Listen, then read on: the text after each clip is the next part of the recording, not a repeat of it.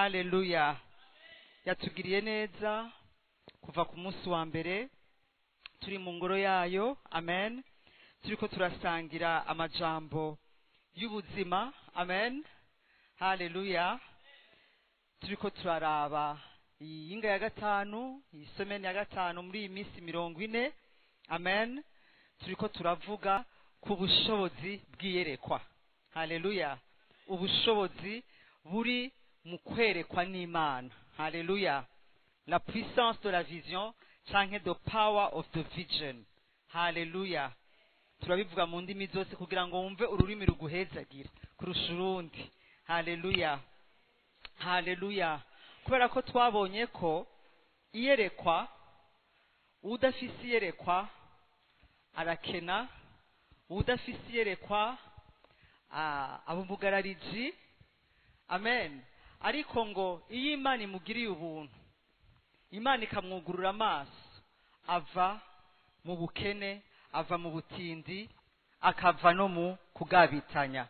Umurongo turiko turahagarara ko ni umurongo uri mu Imigani 29 umurongo wa 13, Imigani 29 umurongo wa 13, aho batubwira ngo umworo nuhahaza, umukene nugabitanya, ngo bafise ahantu bahurira.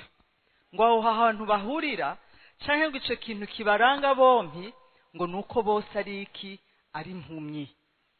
Agace ko hasi kakongera kakavuga ati bogiriga ubuntu n'Imana n'uhoraho akabugurura amaso. Haleluya. Yaba umukene ubukene bwiwe bwoba burangiye, yaba ugabitanya nawe ibyaha byiwe byoba birangiye. Amen. Iyo niyo ntangamarara twatanguye ku munsi wa mbere. Ejo twarabandanije dushishikarira dushimangira cyane gose kuguhinduka, cyane guhindugwa canke gutunganywa. Amen. Twabonye abantu babiri bari babi cyane, bari babi gose. Twabonye wa mbere yitwa nde? Yitwa Sauli. Sauli yari afise ubugome biteye ubwoba ku buryo ntiyapersecuta abari bo bose. Yari afise target, yari afise cible y'ugupersecuta, y'ugutoteza no kwica iki abantu bakurikiye iki, bakurikiye umwami Yesu Kristo. Ariko muri uko kubatoteza, haleluya, haleluya, uwe mu mutima wiwe yibwira ko ariko akora neza, yibwira ko afise ishaka, kuko yari yarakuriye mu idini runaka. Hari ibyo yari yarigishijwe, hari doctrine yari yarakuriyemo y'abazagamarieli n'abandi bose. Yari yarize amashure menshi ya theology n'ibisumba n'ibirenga ivyo, ku buryo rero yumvise haje iyindi doctrine itandukanye niyo yize yakiri muto. Yumvise ko abo bantu baje kuzana ubuzimire. Noneho kuko yari afise ubushobozi, kuko yari afise inkomezi, atangura kubatoteza, arabaopressa, yama yabataye mu mvuto, akabicisha kugeza umunsi. Haleluya. Kugeza umunsi umwami Yesu amwihishurira mu bwiza bwiwe, kugeza umunsi umwami Yesu Kristo amwihishurira mu cubahiro ciwe. Haleluya. Mubwira ati Sauli, Sauli, umpigira iki? Nawe ati urindega mwami. Yari ahejeje kumubona, ngo yabonye umuco mwinshi ngo uvuye mu ijuru. Ikizotuma uhinduka si ibyo bazoba bakubwiye, si n'impanuro, kuko kenshi turahanura canke natwe twarahanuwe, ariko siko twavuriyeho duhinduka. Aronka ihishurirwa, aronka kugendererwa kudasanzwe, ahura n'umuco mu ijuru uramumurikira, abona umwami Yesu mu cubahiro, yongera abona ububi bwiwe. Unyemerere nongere ndakubwire yuko utarahishurirwa ububi bwawe, uzokwama uzi yuko uri mu nzira nziza, uzokwama uzi yuko uri ntore, uzokwama uzi ko uri umugabo mwiza kandi uri gikoko, uzokwama uzi ko uri umugore mwiza kandi ujya abana, uzokwama uzi ko uri umukobwa mwiza ariko warafutanye. Imana itugirire neza.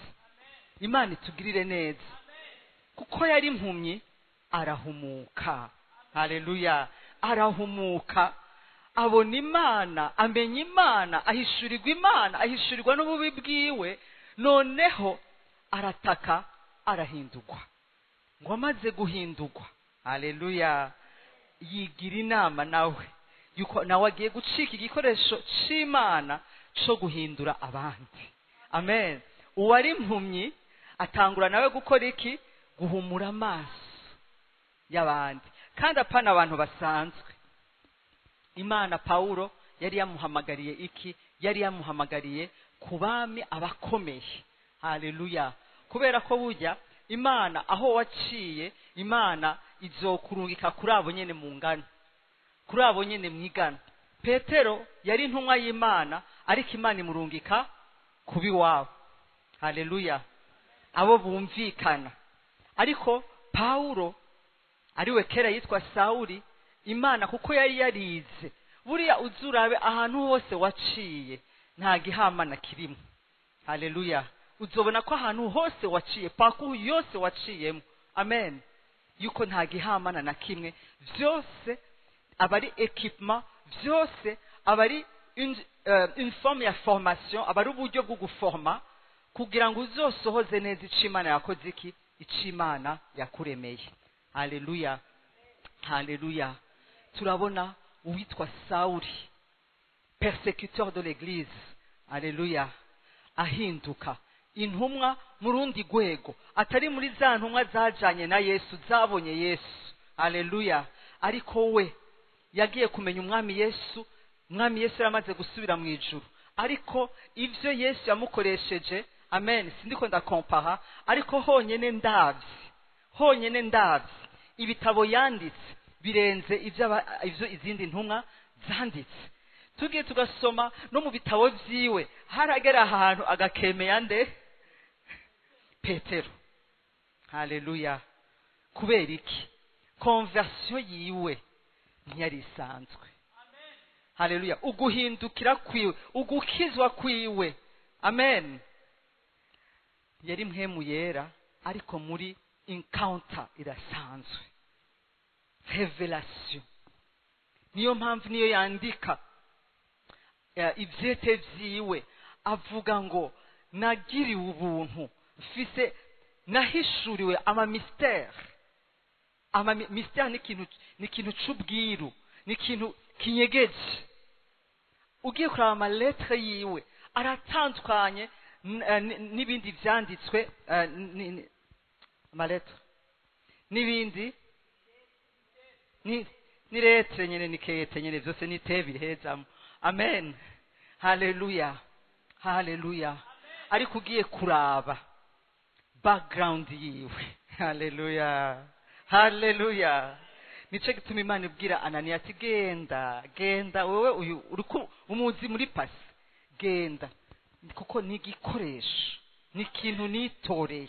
Haleluya. Haleluya. Undi twabonye Petero ukunge nihishurirwa ryahaye Petero ibintu bitatu. Haleluya.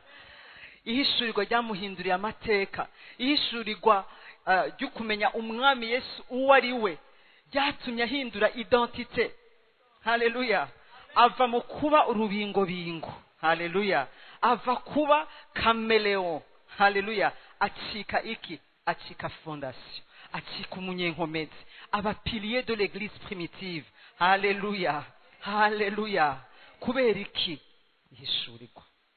Bene data, jambo y'Imana iratubwira ngo quand il manque de révélation, mon peuple périt. Ahandi ngo iyo hatari guhishurirwa ngo habiki, ngo le peuple est sans frein. Abantu barahona canke bakikorera ivyo bikomeye. Iyi ndwi turiko turabona ubushobozi buri mu kubona. Mvuga kubona, nshatse kuvuga n'amasensi yose, amen, y'impemu yacu, kubona, kumva, kuryoherwa, ni kuryoherwa, kumotegwa no gukorakora. Ivyo vyose ni uburenganzira bwawe, gusaba muri iyi ndwi itararangira kukugira ngo nimba bidakora bikore, nimba byarazimye bibyugwe, haleluya, nimba bikora nabi bigwaye, haleluya, nka ya shengero y'Irawodikiya bayihe iki? Bayishiremwo amagoutte oculaire, haleluya. Turasaba Imana idushireko amagoutte oculaire, amakoliye, idushiremwo amagoutte, haleluya, yo mu matwi kugira ngo twumve mu mpemu. Imana ihabwe icubahiro.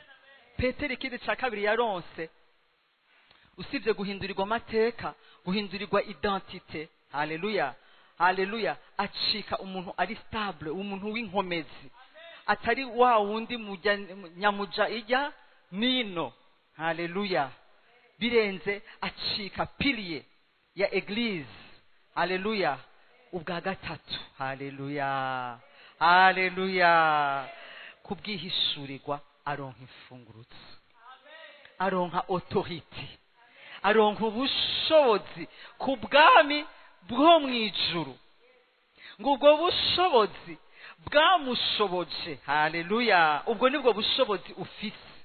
Nimba ufise ihishurirwa ry'uwo Yesu ari, kuboha ibikenewe kubohwa, haleluya, no kubohora ibikeneye kubohoka mu buzima bwawe, mu muryango wawe, haleluya, iyo ukomoka mu ishengero Imana yagushizemo, mu gihugu Imana yagushizemo, no mu mahanga. Erega niyo mpamvu tuhari, niyo mpamvu tuhari. Amen. Dieu il compte tellement sur nous. Imana nta bandi bantu irindiriye. Imana yo ngirira neza ikabiguhishurira. Combien il compte sur toi, combien il compte sur son épouse, pour faire quoi? Pour établir son royaume hano kuri ino si. Malheureusement benshi ntibazi igituma bari hano. Bashaka kubaho kubw'inyungu zabo, bashaka kubaho kubwabo gusa. Ariko uwabimenye, haleluya, uwahishuriwe yitaho ibyiwe, aravuga ngo nimurondere ubwa mbere na mbere iki? Ubwami bw'Imana no kugororoka. Ibisigaye mama, ibisigaye papa, ibisigaye wa nkumi wa musore, ngo uzobihabwa nk'iki? Haleluya. Dukomeze kugutunganywa. Tugiye kuraba uwundi muntu Imana yatunganije, nawe yari mu bipe, haleluya. Kuko iyo tuvuze gutunganywa, batunganya iki? Umuntu ari mwiza, umuntu ari mwiza ntibamutunganya da, haleluya. Ariko niba tuvuze gutunganywa, niba tuvuga ngo twazanye amavuta ya transformation, twazanye amavuta ya prosperité, nuko ivyo bintu atabihari, nuko tumeze nabi, aha tukajemeze nabi, haleluya. Ariko ndizera ko iyi minsi 40 itararangira, haleluya, ndi buhindurwe kandi mu bundi bwiza burushiriza ubundi bwiza, haleluya, ndi butunga birushirije mu yindi gloire, kuko Imana irabishaka, haleluya, kandi irabishoboye. Yarindindiriye, yari gutegereje, haleluya, haleluya. Tugiye kuraba undi muntu muri Genèse. Sabe jumere wanje amfashe dusome Itanguriro 25 Itanguriro 25 umurongo wa 29 kugeza ku 34. Genèse 25:29 à 34. Handitswe ngo umunsi umwe Yakobo ateka ibyo kurya. Esawu arinjira avuye mu ishamba ashonje acitse intege. Esawu abarira Yakobo ati mpase utwo ntamira kuri ivyo bitukura, kuri ivyo bitukura, kubitukura utetse, kuko numva ncitse intege. Nico catumye yitwa Edomu. Yakobo aramwishura ati kiretse ubanje kungurira nkegukira kuba samuragwa mu gishingo cawe. Amwishura ngo kiretse ubanje kungurira nkabasamuragwa kungurira, nkabasamuragwa mu gishingo cawe. Esawu aramwishura ati raba ngire mfe none ibyo kuba samuragwa bizomarira iki? Yakobo aramwishyura ati banza undahire. Aramurahira, agurisha na Yakobo ibyo kuba samuragwa kwiwe. Yakobo araheza aha Esawu umutsima n'ibiharage, nuko ararya aranwa, yivira hasi arigira. Uko niko Esawu yakengereye ibyo kuba samuragwa. Imana idufashe cyane. Navuze ko ariko Imana idufashe cyane. Nasubiyemo ngo Imana idufashe cyane. Haleluya. Uyu mugoroba turaganira ku mugabo witwa Yakobo. Turajya kubona nawe icamuranze panda imyaka myinshi cyane. Inkuru yiwe ngaha itanguye muri iki gice ya 25, batubwira ngo yari karitekera, yakunda guteka. Amen. Hama kuko yakunda kuguma muhira. Ona iyo dufise abana, hariho bamwe bakunda gukora isuku, abandi nabo bagakunda kumesa, abandi nabo bagakunda guteka, abandi nabo bagakunda koza ivyombo. Kandi mama uri hano, zumureka akora ivyo nyene. Haleluya. Zumureka akora ivyo nyene, n'ibindi bimwigishe, ariko umurekere ivyo akunze. Yakobo rero yari umuntu akunda gukora muhira.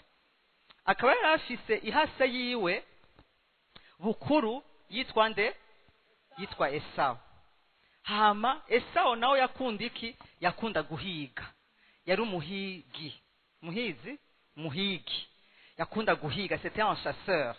Amen. Kandi agiye gushasa yararonka, agiye guhiga yararonka. Hama uwo munsi sinzi niba yarabuze ntavyo nzi, ariko ngaha Bibiliya itubwiye ngo yaje arushe cyane kandi ashonje. Wowe ufata kwirirwa wiruka inyuma y'ingeregere n'impongo n'ibiki. Hageze kutaha vraiment normal yuko uba urushe kandi ushonje. Hama namba yaravuze ati jewe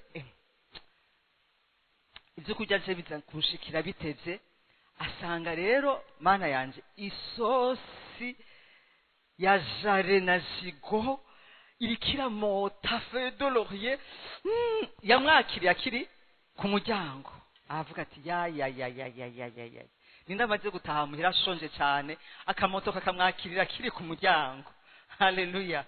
Acaraza aramubwira ngo petit frère, suko petit frère makoshaduke njaburira dukeya, ndashonje vraiment ndashonje, uno munsi sinanaronse, yoho mbega urazi ibirometero nirukanse. Petit frère yicuyi,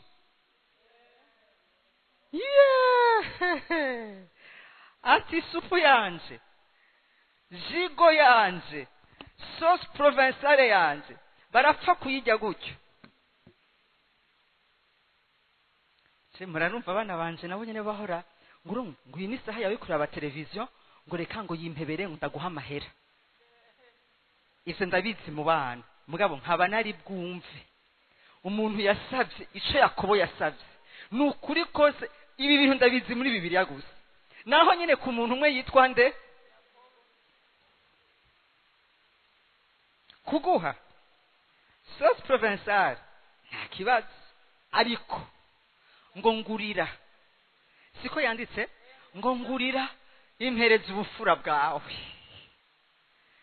Yari cuyi, ariko icuyi z'ubwenge cyane. Yari umuriganya, ariko mana yanje. Kandi ngo ni nako n'izina ryiwe ryasobanura.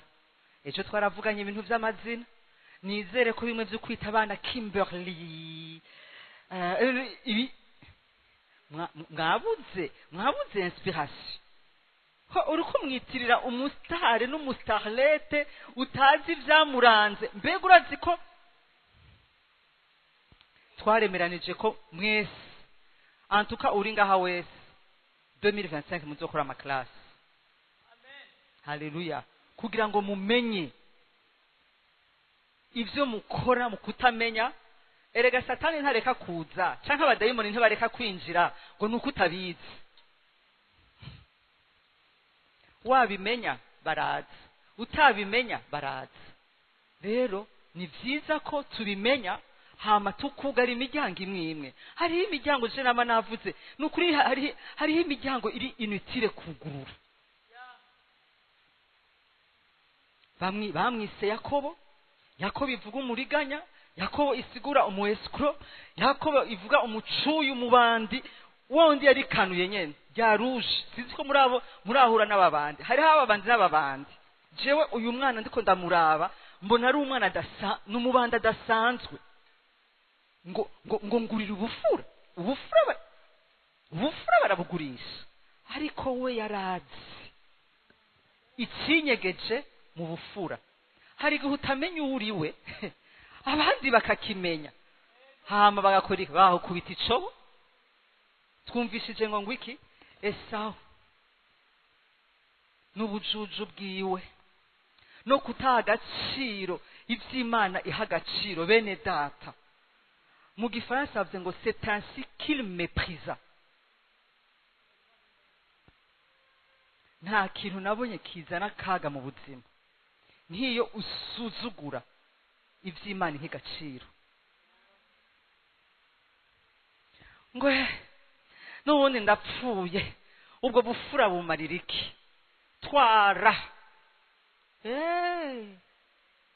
ubufura ntuzi ico bumaze, ntuzi ico bisigura kuba imfura. Nico gituma witwara uko witwara, ntuzi ifura n'iki Imana ivuga ko. Ngo acakora iki? Acararekura, arekura. Hari igihe dusugerezwa mu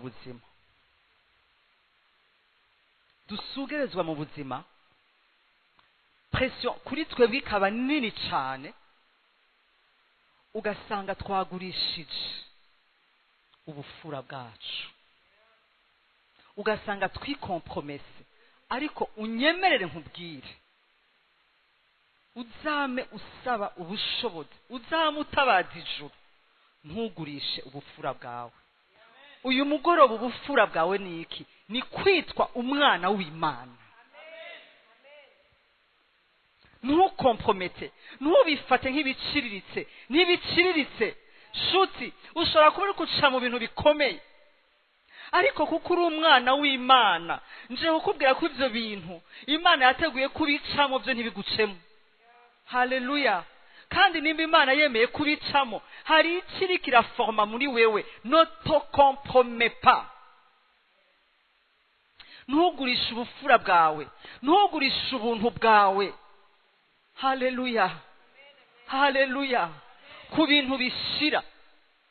Mbega ntiyari gutuma yinjira muri croisade, ntiyari gutuma agira croisade, ntiyari gukubita je. Kandi umva kumbure hari hasigaye amasaha make nyina Rebeka akaba yahishije. Baraza bakaguhenda, Satani akagushira ko urapfuye, raba n'ubundi ntaco bikumariye, ako gakiza umaze imyaka, uragenda muri prière matinale, uragira biheve, ntaco bimatse.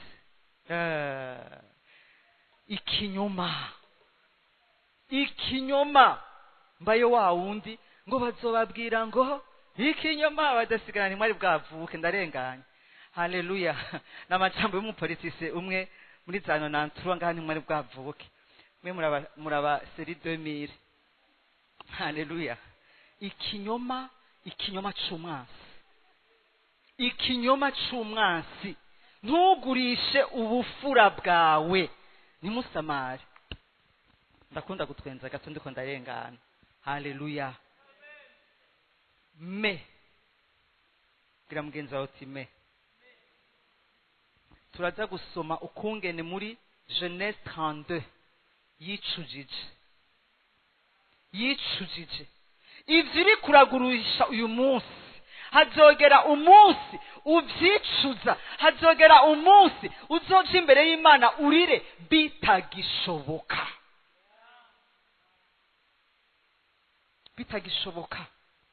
Erega Imana, Dieu est tout puissant.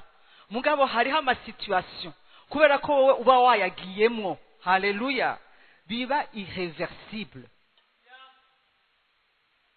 Kugurisha gakiza, kuvanga kubera bakwemerera ivyo bakwemerera, bihera bishira. Papa wawe afise, esi abaso wo mwijuru, ndavuga wo mwijuru atavya afise. aho novyemera kabisa. Mugabo konzi ko abifise ivyo atampaye uyu munsi ndihangana, arambikiye ndabizi neza. Ivyo atari karampa uyu munsi arambikiye, araranarindiriye ko nkura kugira ngo niyabimpa ntibize binsarishe bimpanshikishe.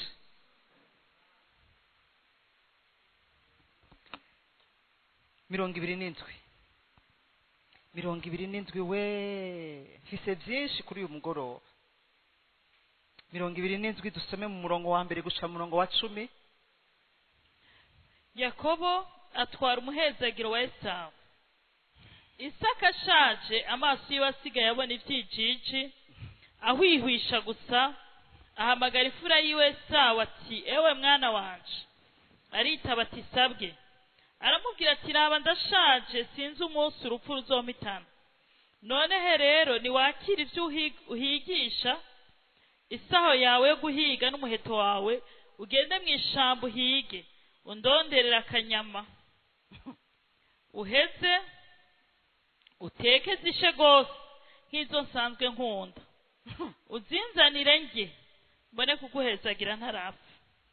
Rebeka yumviriza ivyo Isaka abarira Esawu umwana wiwe, nuko Esawu aja mw'ishamba kurondera ico ahiga ngo akizanire se.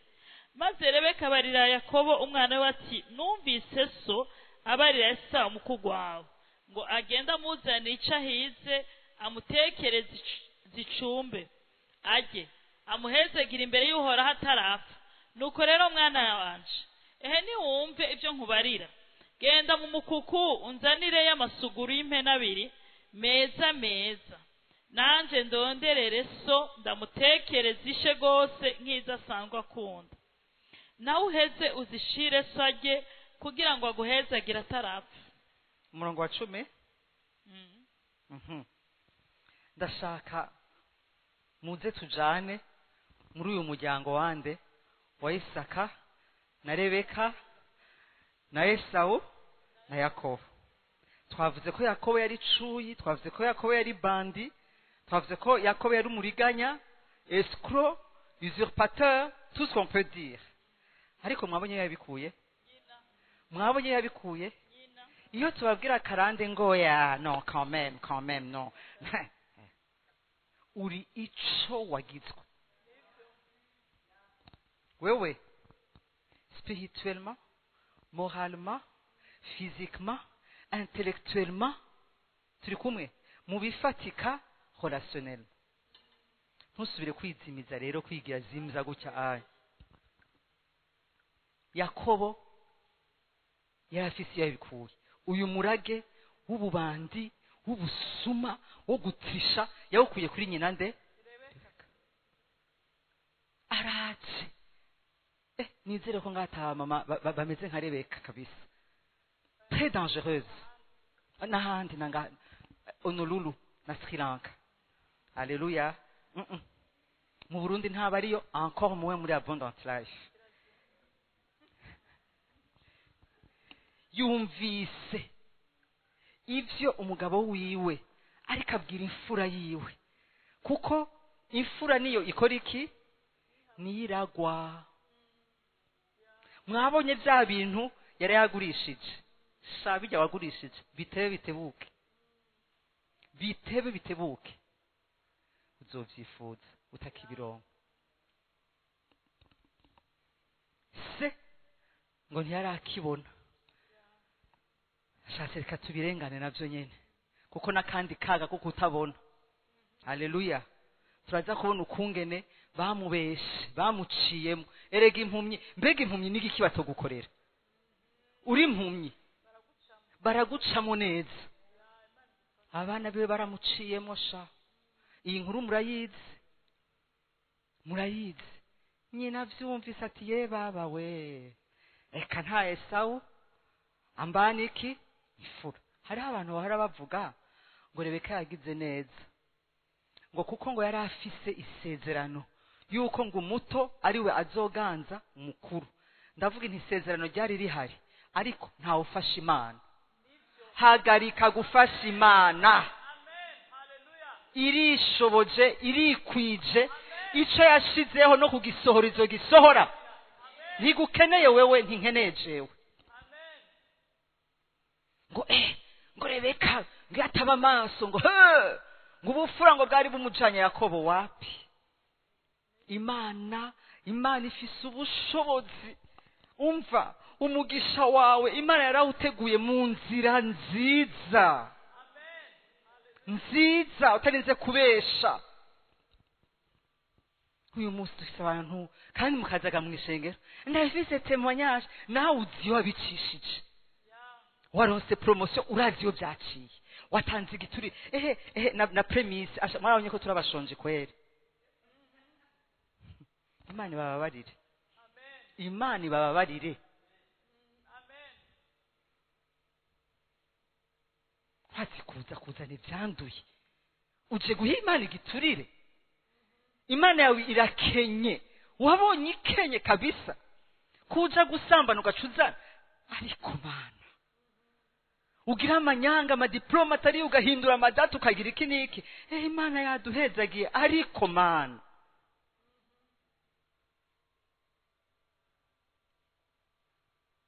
wasanze pasiteri wawe akenye ku buryo akeneye kurya ibintu byanduye. Umushuzi wowe utaraza muri iri shengero ntiyarabayeho.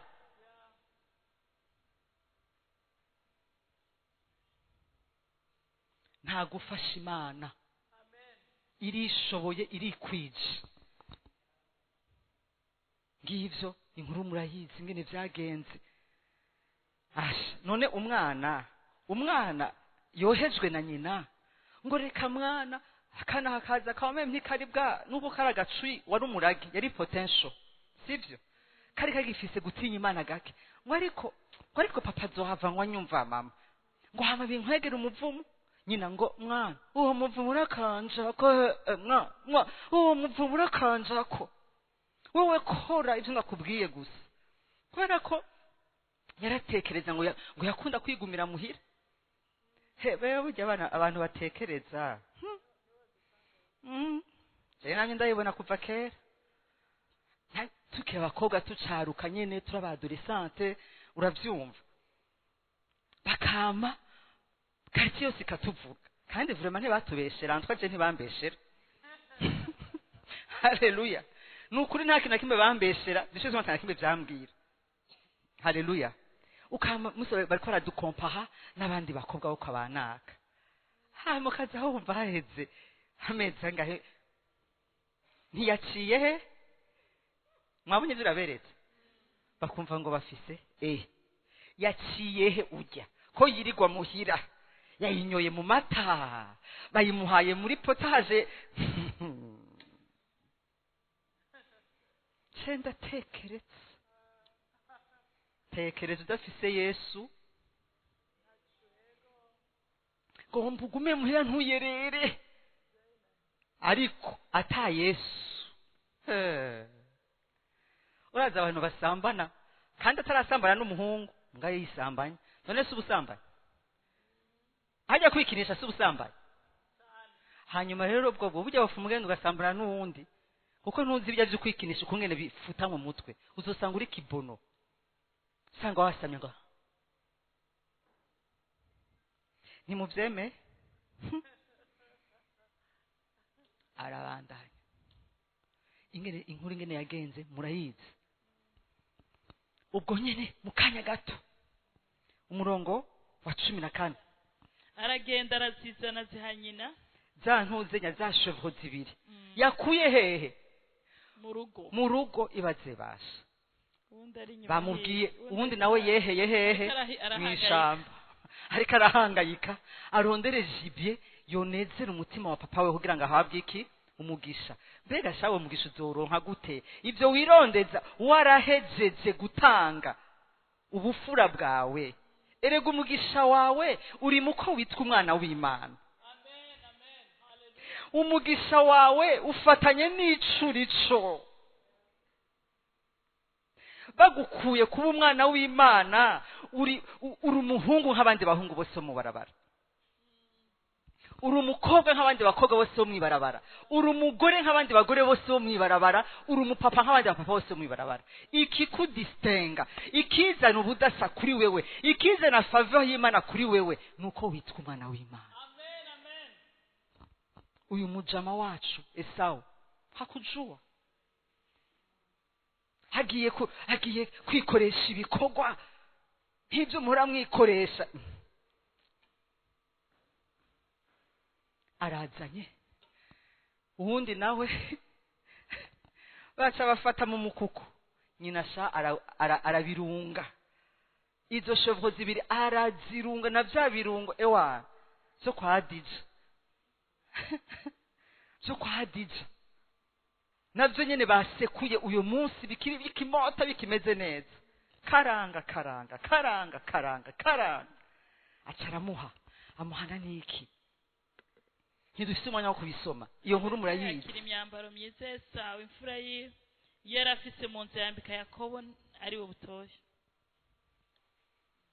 kandi ashira isato zazasugura z'impere ku bikonjo vyiwe no kwizotsa atagira ubwoya.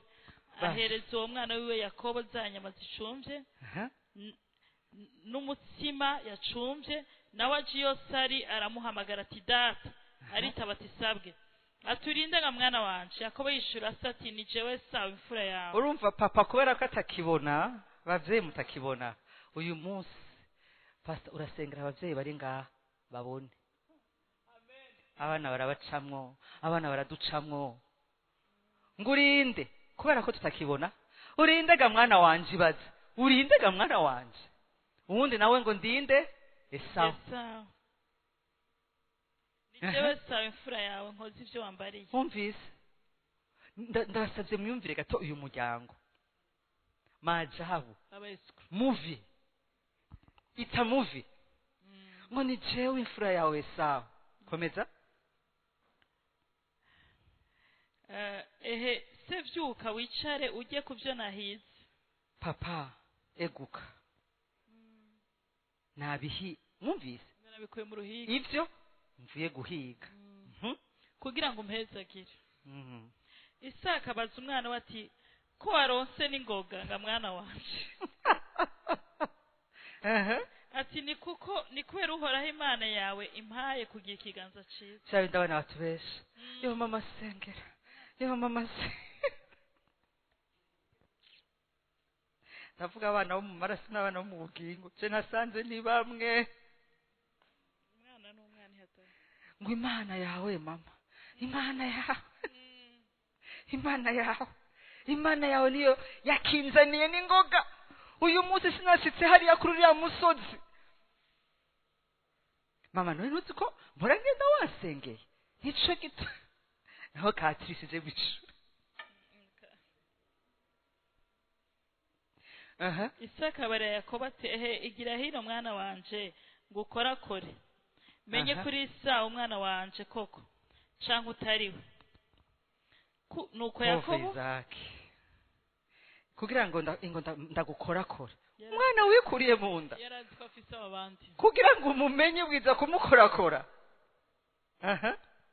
Nuko Yakobo yegera se wiwe Isaka aramukorakora, aravuga ati ijwi ni rya Yakobo ariko ibikonje ni bya Esawu. Kutabona basha kutabona confusion. Navuze ngo kutabona biragapfa, nta cyago kingana no kutabona. Ariko ko numva ijwi ari irya Yakobo. Telema turirirwa na ngaha muhira ijwi giwe sinori, ariko nta namukoze ko nkumva ni Esawu, kuko Esawu ngo yari afise iki ivyo yabyinshi. Confusion. Uzokwa muri esprit de confusion tant que amaso yawe yo mujyo bw'impemu ataruguruka. Ducanganikirwa kabisa ngo byancanze biragucanga, dukeneye kubona maso. Ntiyamenya uwo ari we kuko ibikonjo vyiwe byari kubwoya nk'ivya mukuru wa Esawu. Nuko aramuhezagira. Akora iki? Aramuhezagira. Bahezagiye nde? yakobo bahezagiye nde yakobo isaka ahezagiye nde yakobo azi ko ariko ahezagira nde esawu kubera iki kutabona tubandanye aramubaza ati mbega uri esawu mugeze ku murongo wa kangahe ngeze ku murongo wa 24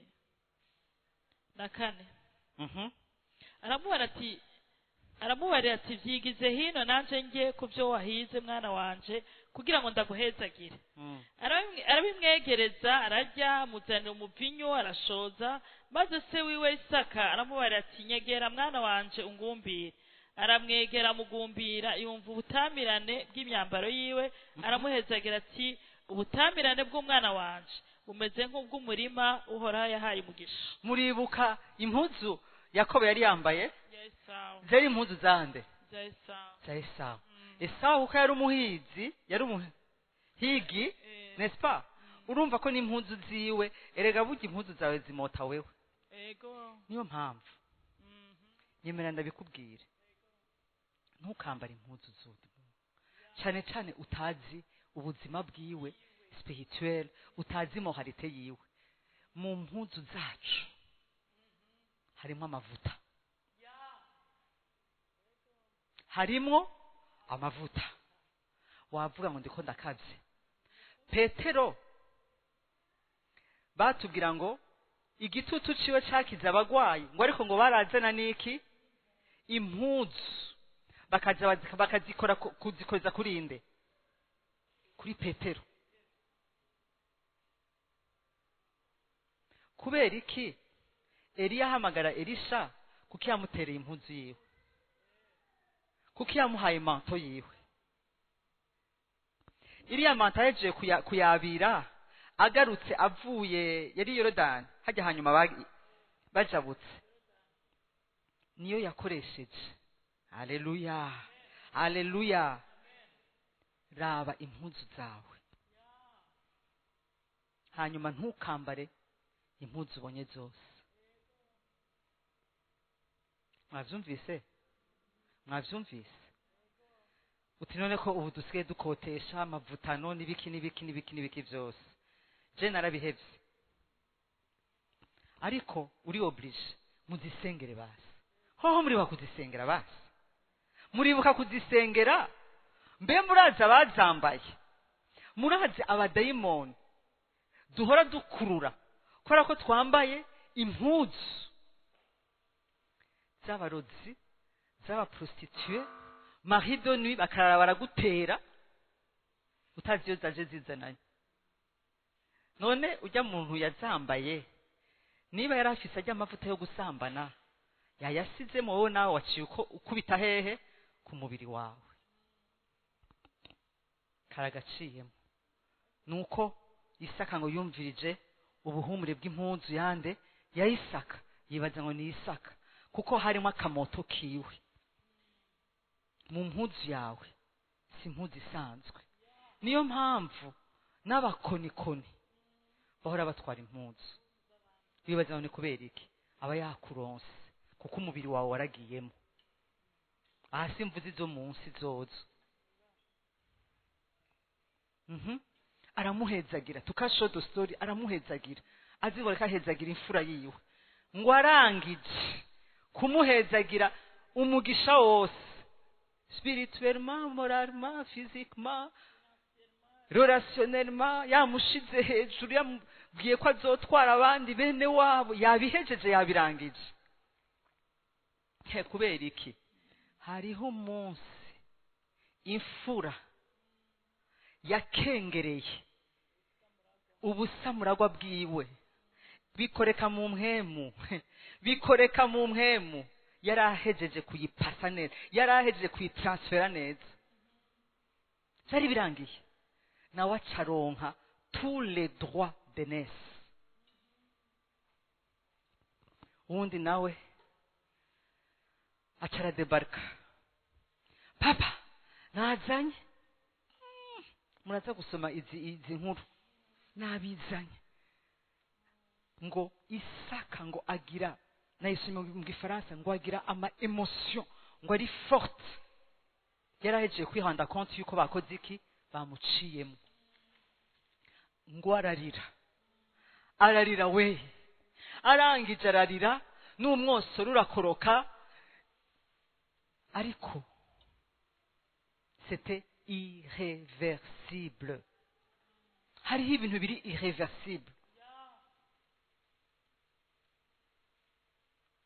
papa none nta kandi kagisha nta kandi ise ahubwo acamubwira ati bizokubako arabipfutse uwo ni Yakobo tugende muri Genèse 28 1-5 inkuru ingene yagenze murabizi haca haduka ugwanko hagati y'abana babiri bavukana turi kumwe haduka iki hanyuma nyina kuko yarazi ivyo yakoze yumva umunsi umwe Esau ariko ahigira nde Yakobo ngo ndarindiriye gusa papa ari mu gupfa ndarindiriye gusa deyihere nzomukora iki uramuhora ubusa bajya uri kurapointa du doigt murazi ko dufise iyi ngorane ni naka yatuma bitagenda neza ni naka yambunire ni naka oya ni wewe wabitanze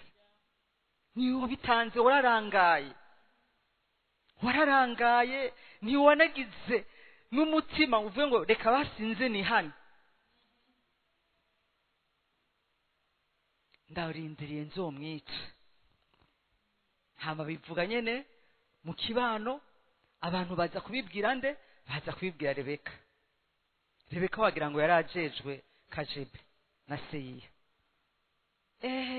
avyumvise Rebeka yari umutetsi w'umutwe ari kujya mu mama nivyo aca aramubwira ati umve rero numvise ibi nibi ejo nyene pakira fata voxi ugende hehe ugende kwa onkle wawe hehe Ikarani ugumeyo kugeza uburake bwa mukuru wawe buhwame ngo hanyuma hari akantu nasomye negutse ngo nzogutuma ntuzogaruke nakoze iki umva niwe byose niwe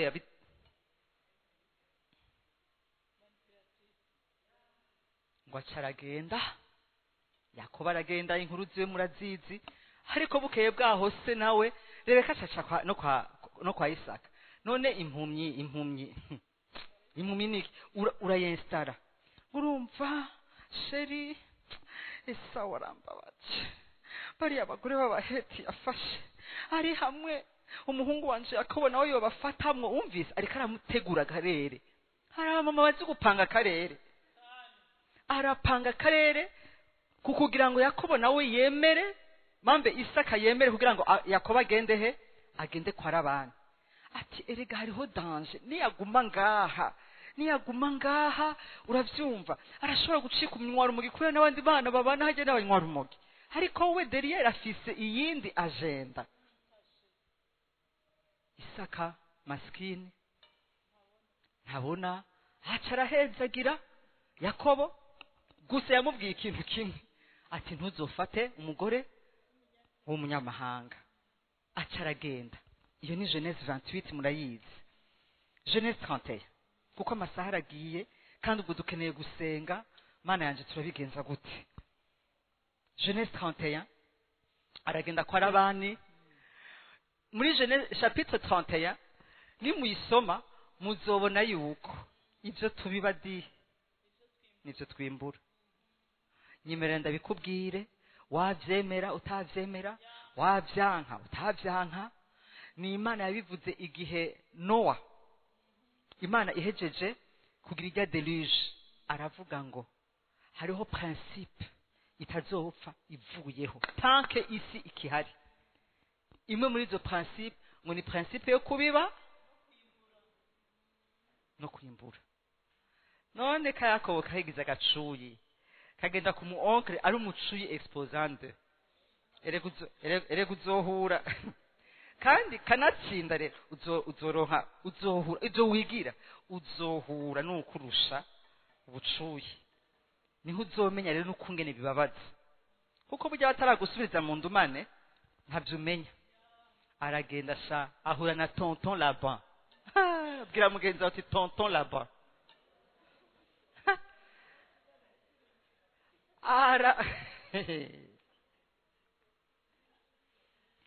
Ariko kubera ko Yakobo nyene kari kajanye umugisha, hajya umugisha n'umugisha, icumu vyazokwaturaho aho uzoja hose. Mugabo nyene baraga maltreta nyene, none nta kundi nyene. Amen. Muga muri 31 Imana iramugendera imubwira ati nabonye amarira yawe, nabonye ibyo wagorewe ngaha n'ibiki byose, ariko haguruka usubire iwanyu. Ariko aritegura rero ngaha muri 31 ari kwitegura gusubira iwabo hehe? Kwa Isaka. Tujemo mu murongo wa 17 31 mu 17.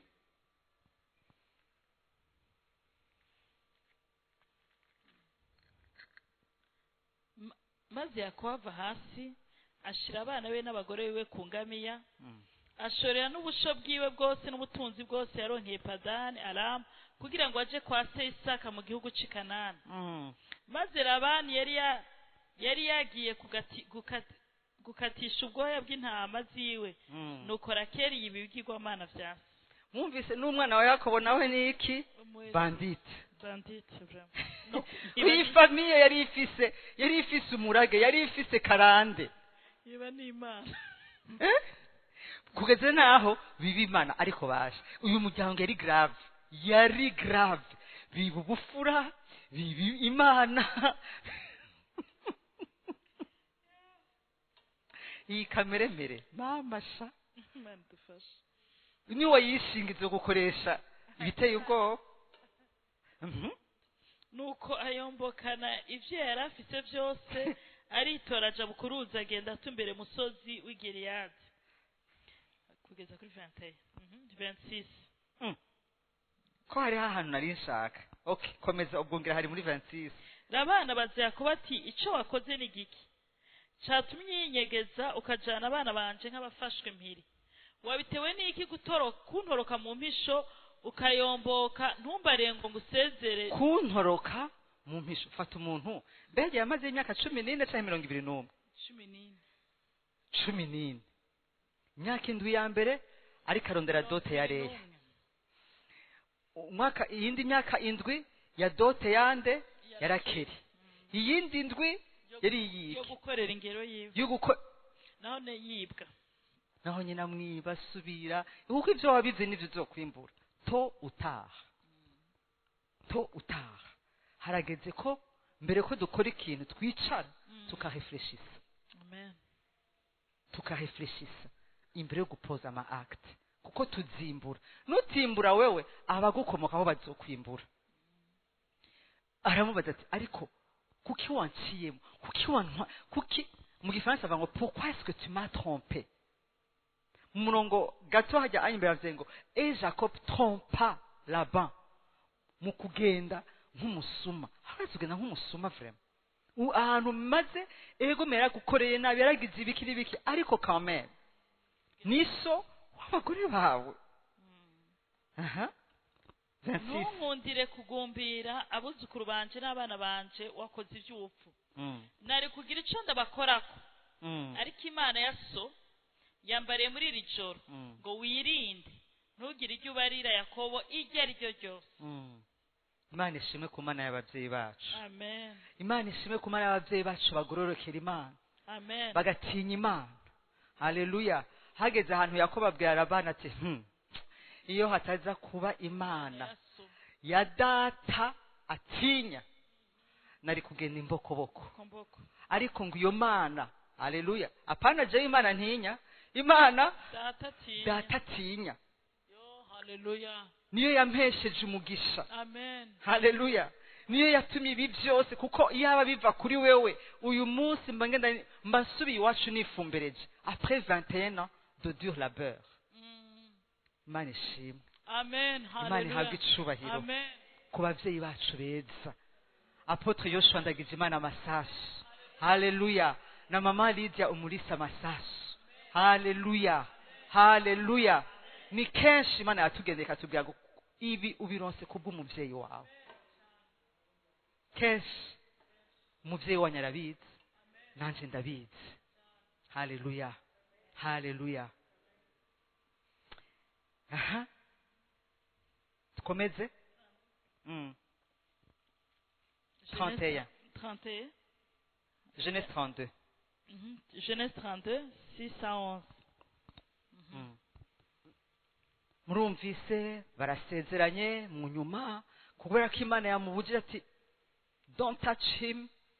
Mu nyuma baragirana isezerano, aramubwira ati abakobwa banje ntuzoba maltraité, abakobwa banje ntuzobaharike, ngo iribuye ribaye iki, ribaye icabona hagati yanje nawe.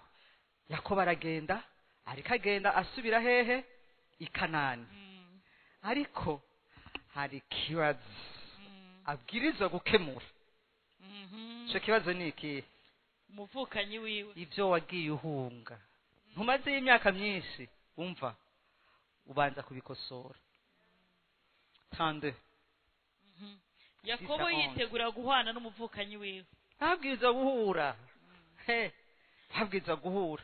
Izo ntumwa zigaruka kuri Yakobo ziti twarashitse kwa mukugwa wawe Esawu, none araje kugusanganira kandi azananye n'ingabo 400. Urumva Yakobo azi ko agira asubire hariya, yarabanje amutuma ko intumwa. Erega culpabilité, roho yako temwa. Sinajua venye ulifanya roho yako atireka mbanze ntumi intumwa babanze bamundabire nimba gishavuye, nimba gifise wa mugambi ukunyica, reka mbanze ntumwe intumwa. Kubera iki? afise ico yiyagiritse. Ngo bacamubwira ngo araje kugusanganira ngo n'ingabo 400, kubera ko azi ivyo yakoze. Esawu yari yaribagiye, Esawu yari yarahariye. Izo ngabo 400 nizo azenye kugira ngo asanganire murumuna wiwe, mugakora afise ivyo yiyotsa. Umva, umunyabyaha ngo nta mahoro kumu umwanya wose aguma yikanga, umwanya wose aguma yikanga. Yakobo acagira ubwoba bwinshi cyane, arihebura. Acamwo kubira abantu bari kumwe nawe n'imikuku n'amasho n'ingamiya. Ati Esawu niyaramuka aserukiye ku mugumwe akawunyaga, uwundi usigare wokira. Maze Yakobo aratakamba ati Mana ya sogokuru Aburahamu, Mana ya data Isaka, ewe uhoraho, si wambariye uti subira mu gihugu cawe no mu muryango wawe, nanje nzokugira neza. Izo mbabazi zose wagiriye umusavyi wawe n'ukuntu utampemukiye, sinari imbereye kugirirwa na bikeya, kuko najabutse uruzi Yorodani nitwaje agakoni gusa, none ngarutse ndimwo imigwi 2. Ndakwingize nungize nkure mu maboko ya mukugwanje Esawu, kuko ndamutinya, ntazakanyishana n'abana na banyina, kandi niwe wambariye uti sinzobura kugira neza, nzohindura uruvyaro rwawe rungana n'umusenyi wo ku kiyaga, n'isinzi utoharurika. Ni 11. Kuyego dusimbire muri 22. Yakobo anigana n'umumarayika w'Imana. Hagati aho inkuru murayizi nyene vyagenze. Yagize ubwoba, ariko burya yagize ubwoba bw'ubusa, kuko Imana nta kuntu yari mu kumubwira ngo harageze kusubirayo Imana itaratunganya umutima wa mwene wabo, kuko Imana yari ifise umugambi ukomeye kurinde kuri Yakobo. Nyemerera ndakwibutsa uyu mugoroba yuko umugambi w'Imana ku buzima bwawe uzohangama, kandi ntawe ushobora kuwuhagarika, nta n'igishobora kuwuhagarika. Umuntu wenyine ashobora kuwuhagarika ni wewe. Muri uwo mwanya wose Imana yari ikikora hose, yari ikikora no kurinde kuri Esawu. Esawu nta mutima yari afise, uwihorihori wari wamaze guhera. Uwundi niwe yari agifise iki? Yari agifise ngo rega ndafise ubwoba. Kubera iki? Nta mahoro ushobora kuronka utarihana, ntibikunda. Tu peux faire semblant, ukereka abandi kumeze neza ne, mbwa wewe roho yako temwa, urabizi uri wenyene, urabizi uri wenyene. 22. abyuka muri iryo joro ahitana abagore be bombi, inshoreke ziwe zombi n'abana biwe uko ari 11, ajabuka icambu ca Yaboki. Arabajana abajabutsa uwo mugezi, ajabutsa n'ivyo yari afise vyose. Maze Yakobo asigarayo wenyene, hasi umugabo baranigana bashitsa mu mutwenzi. Tukiraho Yakobo yari umustrateje ateye ubwoba. Ingene yabapanze, yavuga ati je ngenda wacemo kubiri, niyaza gutera ka imwe iyindi kiza kuyitabara. Hama n'ubugihe bapanze ngo acashira imbere Leya n'abana biwe, acashira imbere apana Leya wa mubone yitwa nde, Ziripa, ni Ziripa zanshoreke zibiri. Donc inshoreke ya Leya n'abana biwe, sivyo? Inshoreke ya Rakeri n'abana biwe. Hama hacakorekera igishogwe Leya, umwe bamupakiza n'abana biwe. Hanyuma inyuma acashira nde, mpundu wakazi Rakeri n'aka Yosefu, ati baze gupfa ababobo, baza gupfa ubwa nyuma. Ariko ngo hageze ngo arabajabukana. Erega hari igihe uzokwinjira wenyene, hajya bahita muri gasambura nde,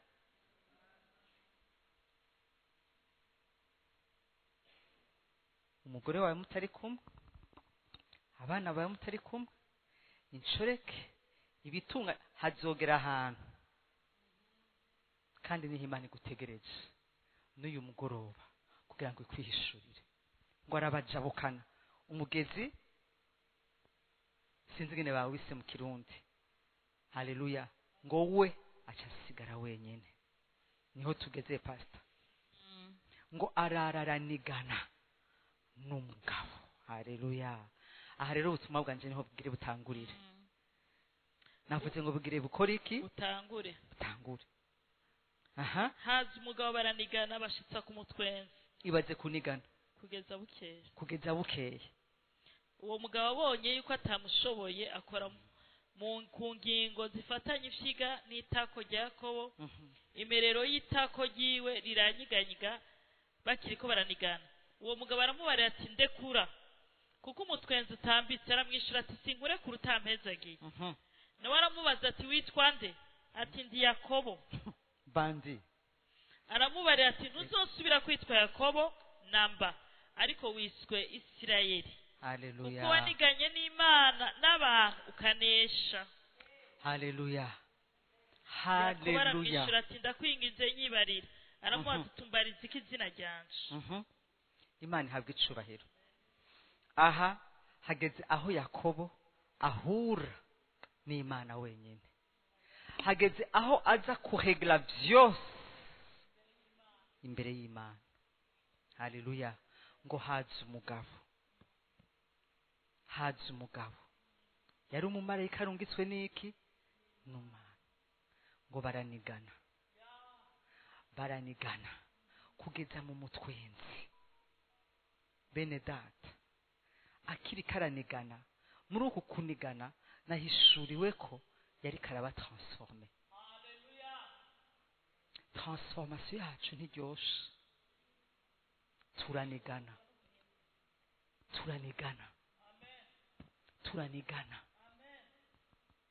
Ikimbwira ko yari transformation, uriya mugabo bugeze mu mutwenzi yamubajije ngo witwa nde,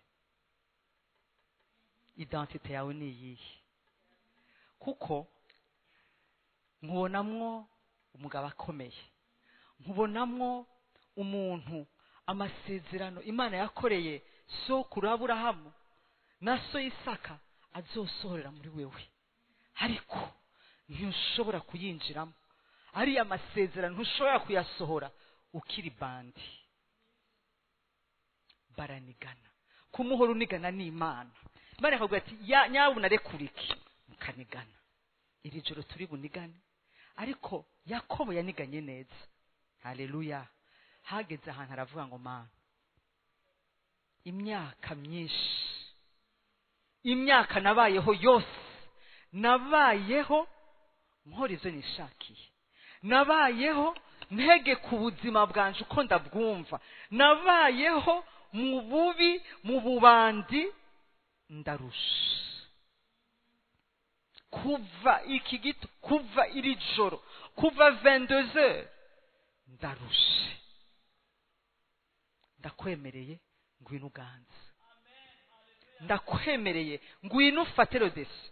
Ndakwemereye. Haleluya, haleluya. Urambaza uti ubizi ute? Ndabizi kuko nabihishuriwe biciye mu izina rishasha uwo mugabo yahaye nde? Yahaye Yakobo. Amubwira ngo guhera uyu munsi ntucitwa Yakobo. Hari ibyo nakuye muri wewe. Haleluya. Hari ngoyi, inzi ziva kuri nyoko, nyoko yakuye kuri nyina na se. Uyu munsi ugire winjire mu byima. Ntushobora kwinjira ariko usa. Haleluya, haleluya. Ndaguhinduriye amateka kuko hari igikorwa nakoze. Yakobo ngo amubwira umumarayika ati ndekura. Uwundi ati sindakurekura utampaye umugisha. Ndagomba nkubwire uyu mugisha ariko arasaba uwo ari we. Haleluya. Ntiyareka asaba umugisha w'ibintu, ibintu yari abifise. Ntiyareka asaba umugisha w'abana, abana yari abafise. Ntiyareka asaba umugisha w'imikuku n'abagore, yari afise babiri. Emwe n'inyongezo bamuhaye yareya. Haleluya. Hari umugisha tugiye gusaba, umugisha wo guhindurwa, umugisha wo gutunganywa, umugisha wo guhindurirwa amazina n'amateka, umugisha uri butwinjize mu Imana yaduteguriye. Haleluya, haleluya. Kandi ayo mavuta arahari kuri uyu mugoroba. Aya mavuta arahari kuri uyu mugoroba. Haleluya. Komeza.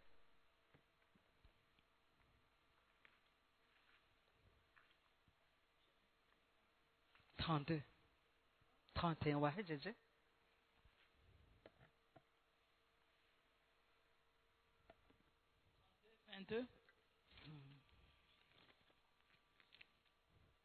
Vende twayihejeje ahubwo 31. Wari ugeze muri kombi?